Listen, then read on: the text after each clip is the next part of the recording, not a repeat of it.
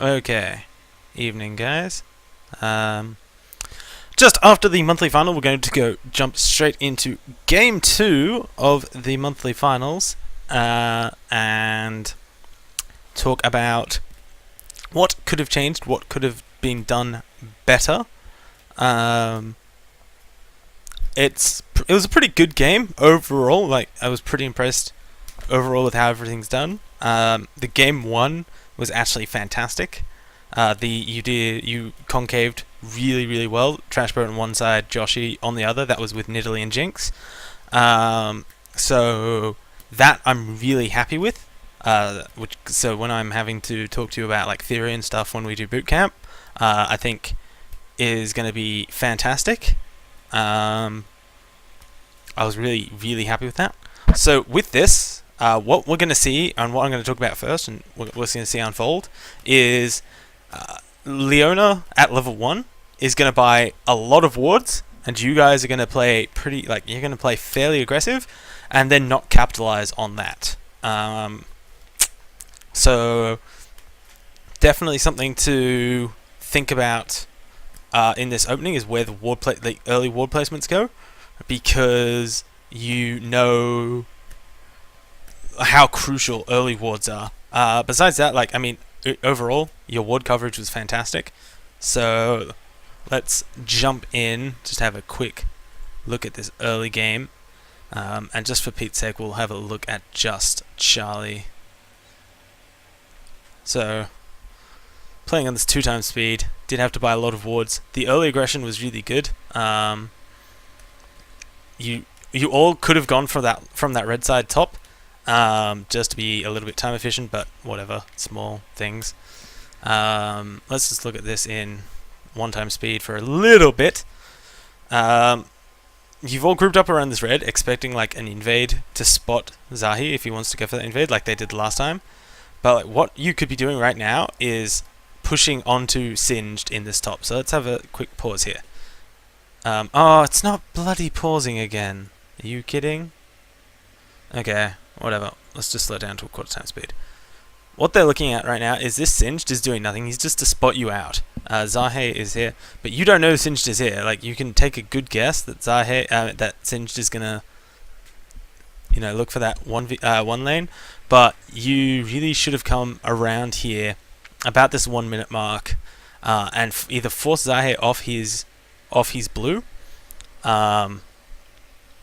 and gotten a ward in this area, or gotten a ward in this, or like this general area to spot who's going top lane. Make sure they're not rotating against you. Just making sure that they're not gonna be able to not get the lane matchups you want, because you want that 2v1, and whilst you're confident that they're not gonna lane swap, I still think it would have been good to get those wards out early and be able to spot, or at least pressure Zahi on that Evelynn. So besides that, that's fine. So actually just quickly look at what happens from here on. Chelsea starting red is good. It's alright, but the optimal thing, let's go back to 1/4 speed. It still gives me like 10-20 seconds. He could have started at at blue with Porky. So the jungle path could have been blue into wolves with Porky. So Porky's there for both, and he'll get a lot of experience from that. And then wraiths red top lane for this turret, to try and fast push this turret, and get a lot of damage onto it. Like, you really want to push this turret as fast as possible, because the worst case scenario is Singed and Eve both come up. You have a Lee Sin and a Jinx who are both capable of like 100 to zeroing Evelynn, because she's fairly squishy. Like, look at that, 29 armor at level 1. That's ridiculously stupid. Plus, she's going to end up on this side of the map anyway, so they're going to look for that 3v1 push. So your push is going to be much faster than Kog'Maw's. Like, much faster. You're going to be able to outpush a Kog'Maw so hard. And Porky is going to get that experience from the blue buff and that the wolf camp, that even though he'll be behind in CS, he'll have a decent 2v1 lane. Besides that, Porky, what you could have done if you know you're in a 2v1 then is stood like here and just tried to soak that experience up as much as you can. Another thing that you could look for that is really, really clever is if they're sieging this turret here, you can stand here and still be in experience range. This here, if the minions die here, you will still be in experience. So that's also another really handy 2v1, 3v1 trick. So right now, you guys are in a pretty good position because Jack Attack has A, taken damage, B, is going to be late and hard and like not be able to CS properly in lane, and you guys are looking strong. The only thing is you're going to end up in a 2v2 that Chelbster sort of suicides in a little bit. So that's a bit of an issue, but it's not hugely, it's not worrying. It's just something, it's a bad habit that we underestimated them. So we'll go back to full speed. In all honesty, there wasn't a huge amount of mistakes from this video. From this game. So it's not going to be the most helpful video. That was mostly, like, that level 1 was mostly what was wrong. From that, you guys would have stomped the early game and come out ahead in the mid game, more so than you did this time. But we'll go through and watch the rotations a little bit. We'll also look at how this 2v1 goes, because that's also important. Like, you shouldn't be attacking Singed at any point. You just care about that turret. Killing Singed is low priority, like it's sub-0 priority at the moment. Getting that tower down as fast as physically possible is the priority. So that's something you should just be really aware of, and just make sure that you're that you're focusing the right targets. Like, there's still 3 minions here. Trash could be standing here, and even if he gets flipped, he's going to end up here. Like, that's not a bad scenario. And the reason that you shouldn't be attacking Singed at all is because you've sent Chelbster to the spot lane. That turret is all that you now have. You're now on a clock to try and stop this turret, like have this turret fall before this turret. Wow, that transition. This turret falls, and at the moment you're not looking like you're going to be able to do that. So just be careful of that. Make sure that you don't get baited into traps like that again. And avoid taking damage like this. Like, you don't need to be CSing that far up. Like, that was that's entirely just a 2v1 mistake, and you guys are normally super on point about that. And you kind of had to expect this 3v1 coming up. You don't have wards there, which is fine because it's a 2v1, but you had to expect that Zahi would want to get this 2v1 going, 3v1 going. So and especially now that he reveals himself as well, like, that's just really, really dumb. He could have waited and tried to bait in what you thought was a 2v2 where you had kill pressure, and then turned that fight around. But yeah, a bit of a mistake from both parties. But yeah, you guys should be fine up here. Like, the poison from Singed is annoying. Like, it's super, super annoying, which is why he's decent in 2v1s. But in all honesty, you guys should just pretty much be ignoring the Singed. And with the Lee Sin there, Lee Sin could be standing here where the minions aren't. So, like, it wastes Singed time, because Singed's poisons at level 1 or even level 2 doesn't do that much damage. So if you're standing here, Trashboat's standing here, and Leona's standing here, Singed has to waste time to try and damage you, and that will give you an absolute monster of a time to just be able to what was I going to say? Like, to be able to wail on that turret. This ward coverage is good. Obviously, it's protecting you, Zahi. This ward was a bit premature, I find. You probably could have just put a normal ward down. The thing is, because you saw Zahi in bot, that's the thing though. Like, you could have put the normal ward down and waited on the pink. But at the same time, Evelyn, yeah, that's a bit of a tough situation, because you have to expect the 2v2. But with Lee Sin there, it wouldn't have mattered. So that's why that is a mistake, sorry. If Lee Sin had gone to top, you wouldn't need that pink ward. And so when Zahi does come around and ganks later on, when you guys, when this turret falls and they come and rotate top, you would have had that pink available for that fight. So just something to focus on there. Like this early game was a disaster essentially. So just mindful of that. Just mindful of those little things like don't attack Jack attack. He's gonna sustain back. He's got a flask and pots. Like he's in for the long haul, man. Like winter is coming and Jack attack has summer on his mind. Like you should be there, Trashboat. He has the choice between minions and harassing you, and he's got to take the minions every time. So if you're standing here, this is optimal positioning, because then he has to choose between running up there. Wow, directed camera, please stop.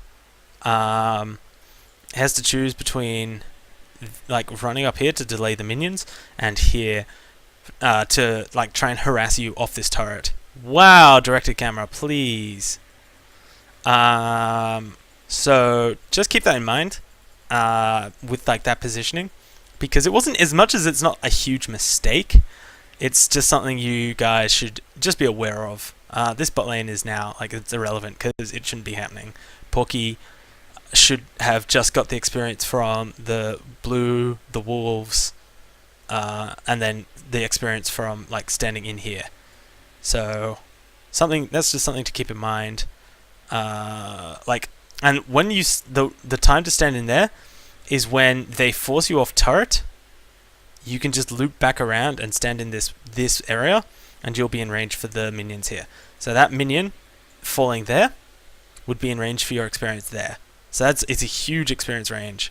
So just be aware of that. Make sure that you're able to capitalize on small things like that. I'm going to resume it to normal, or 2 times speed even, because this fight was dumb. It's a 1-for-1 trade, probably not worth. It becomes a 1-for-1 trade. Because Evelyn snowballs harder than Lee Sin. So giving Eve even a kill assist is pretty bad. Just things to be aware of. Oh, and it was onto Flying Dew as well. Zahi didn't even die here. And they're going to get that turret early. Realistically, they probably could have tried to rotate for Dragon there. But they weren't confident, so they didn't. But just be careful of those 2v1 situations when you run 2v1s. Because you guys rotate exceptionally well, but at the moment you're not optimally pushing and pressuring lanes. So that's just something we can keep in mind and fix up.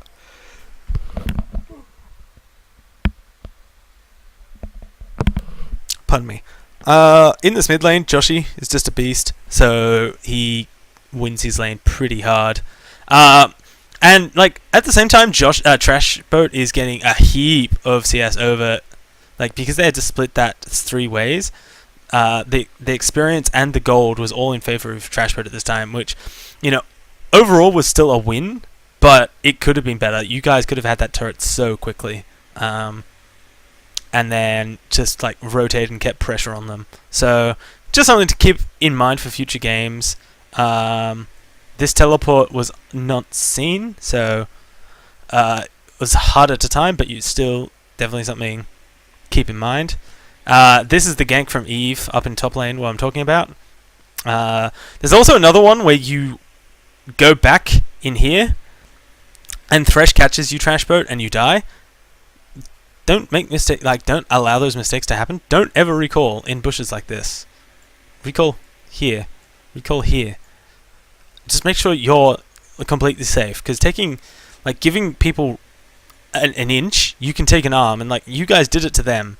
So, it's just something you guys should be aware of. Because, like, you even knew this ward was there. You saw him walk into this bush and ward that. So, just to be aware of those in the future. And not... Like, I know a lot of it was an attitude of, we're going to beat them because we're better than them. Just be mindful not to let that overconfidence affect you in the overall scheme of the game. Just make sure that every opponent can beat you. Every opponent has the potential to beat you because that's why they're playing against you. They've earned their way there. So just be mindful of that. Be wary of that. Because you don't want to fall into the same traps other teams do. So just a little note there. That was the trap I was talking about, Trash Boat, where you get locked up and die. I'm sure even just seeing that, I'm sure you know what happened and can talk and look at it. This game, you guys performed so well in this game. There's so little I can really talk about that isn't just attitude. Not even attitude as such. It's just that perception of we can beat them. So just make sure that doesn't happen. Zahe gets a really good smite there. That was really well done. And that was just a lack of ward coverage. But you guys have such exceptional ward coverage that I'm not going to harp on about it too much. You guys could increase your ward coverage in the early game.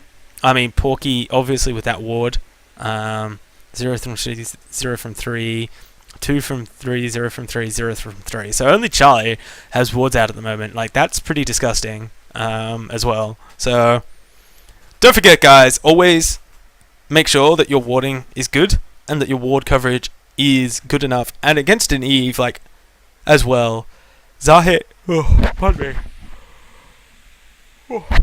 Zahe's Eve has twice got the better of you because of a lack of ward coverage. And even though you can disrespect his Eve and disrespect the player as much as you want, but when he's done it twice in a row, it's not you guys. It's not him being bad. Good. Oh, sorry. It's not him. It's not a thing of he's bad and you guys trolled it a little. It's he's doing it and abusing it. So it's just a thing of making sure that you have optimal ward coverage. That ward looks really lovely in your backpack, but having it on the ground would be a hell of a lot more useful.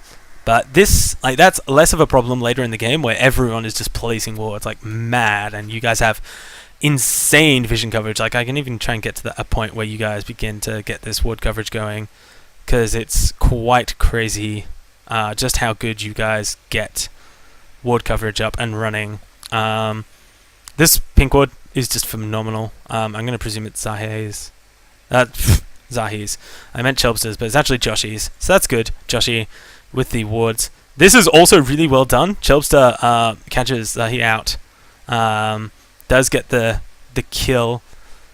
So overall, I think you guys played this game quite well. And I think you guys definitely are going to be able to do some very good things. But just make sure you don't get into that mindset of we can win, we can do this. This play is super, super good. You miss the ward by literally milliseconds.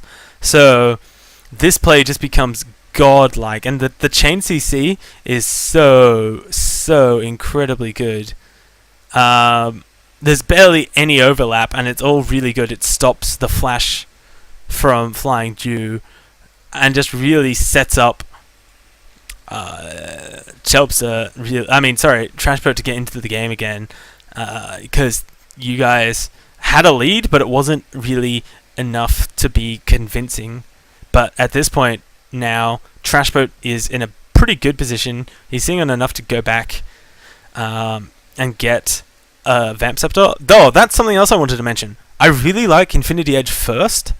I think it's a good item, but I think against an Evelyn, a Singed, and a Kog'Maw, you need the sustain earlier. You can't sacrifice Vamp Scepter anymore, so you can probably look to be getting a Bloodthirster and then transition that into a IE. Just because I think the sustain.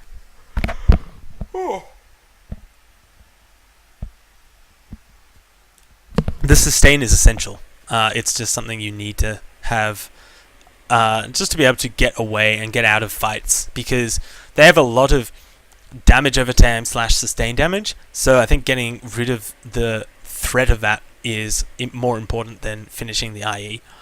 Also, I really like how itemized you become because they all do magic damage. I don't know if you realize this, but Arcane Barrage does magic damage.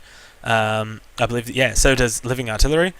In fact, all of his stuff does magic damage. So really good of you guys to get on and do that. Get the magic resist like you'll do. In this fight, even though Charlie's gonna die, Trashboat could be shooting Zahe. He could be putting him lower, and slowly and kiting back, like all walking backwards at the same time as shooting Zahe, because you lose Charlie and get nothing from it. So like there was not even pressure applied during that, and it was a straight out 2v2. So even though they did out damage you, you could have put on a lot of damage, and Eve wasn't going to catch you. Especially because, like, at the moment, Jinx has such incredibly good range that you could just easily kite her back. So just be wary of that. Like, if Charlie's dying, don't just let him die for, like, literally no reason. Try and put on some good pressure and make sure that he's dying for a good cause. So, yeah. There's not a huge amount to talk about overall in this game, you guys. A lot of it was attitude. Just don't let that get to you guys. Don't let that be a thing that you really becomes a defining feature of you guys losing early game against, like, do you even want to be immunity? Like, you can be immunity 2.0 and lose the early game and then go, oh yeah guys, we should probably win now. And then turning on a switch and going for the win. Or like, but you run that risk where a team who is good enough can, once you've given them you know, an inch, they're gonna take a mile, and that will come around to bite you. And if you got, and like potentially even tilt you. So just be wary that sometimes it's better to treat every opponent as if they were immunity or as if they were SKT1, and just making sure that you get on, like, you're on point with all of your decisions and all of your plays. Just make sure you're not lacking and you're not being lazy about things. Just to make sure that you guys know what's the dealio, and don't do silly things.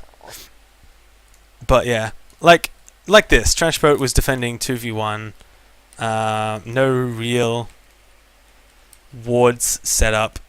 Probably was just better to leave the turret, in all honesty, because you didn't know where Eve was, you didn't know what was gonna happen, and like that was a pretty sick kick, but you still lost Trashboat to a mistake. So just be wary of that, and just make sure that you guys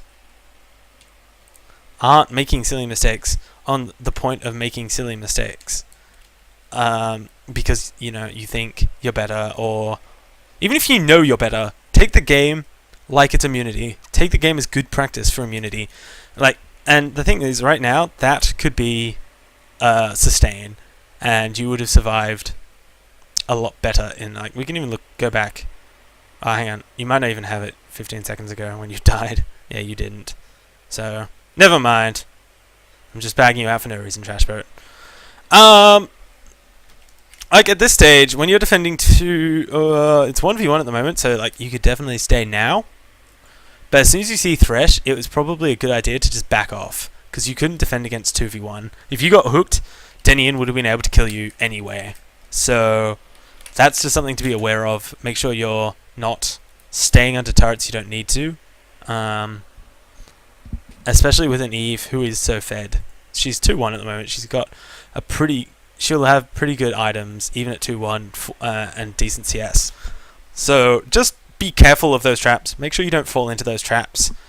And I might try and do a video on positioning soon, because this video wasn't, you know, amazing.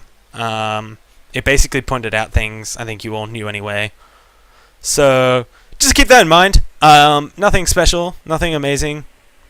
Good work. Game 1, the arcing and the concave arcs was amazing. Definitely keep that up. And just be on point with everything. Wow, Zahi doesn't pay attention, does he? So yeah, just be mindful of that. Just be mindful of winning, because it's you don't want to throw games accidentally. That's when tilt can really set in. So just be mindful of that. Just be mindful of that early game discussion.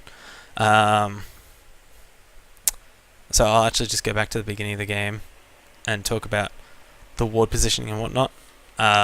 So while you're all grouped up here, you could be pressuring Jack Attack here, getting wards up in this area, And so you do see when Eve takes wolves, or alternatively, you could even be invading this red side really early, super early, invading this red side, because it's most likely Zahi. Actually, I would have predicted Zahi to start red. In honesty, I think stunning red on Eve is perfectly fine. It would have put her in this top lane. But Singed, not huge amount of kill potential against Renekton, so I can understand why. But just because, like, you could have made an aggressive move, and you're one game up, an aggressive move is not a bad thing. So just be mindful of that, be wary of that. You could have had wards all over them. Like, you've got so many wards at the moment. You've got 4 wards at level 1 just on Charlie, plus the fact that all your wards, all your warding totems will come up. So you could have had quite a solid invade. And if you'd caught Denian out here, he's dead. He has no natural escapes. He'd rely on his flash. And even if you burn that flash on Kog'Maw, then again, no natural escapes. Chelpster could just walk at him and he would kill him. So that's something to be aware of. And Porky, if Chelpster had started blue, so maybe invaded red, come back to this blue. Porky obviously gets the experience from this with Josh, and Josh can assist in this leash. He also gets the experience from wolves, and then he goes to lane. And don't forget that you can get experience whilst in this bush when they're here. So small things, they're pretty simple, pretty easy improvements. Again, anything you saw that you disagree with, yell at me. This isn't me telling you that you're wrong, I'm right.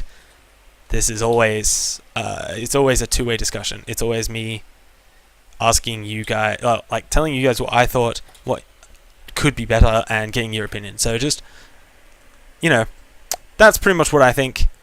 Porky could have gotten a lot of experience that would have benefited him a lot more, and Chelpster in that 3v1 to push this top lane, because even Singed can't really kill you. They'd have to get really close to CS up in this area, this awkward death zone area, and getting this positioning along here to make Singed choose between this CS and harassing you, and just taking the start. Screw Singed, he doesn't need to die. He doesn't even need to get harassed. He's going to sustain it with that flask and the health potions. So just be cautious that is what he's going to do. He's going to be able to sustain, and just get this positioning right up when you're sieging turrets.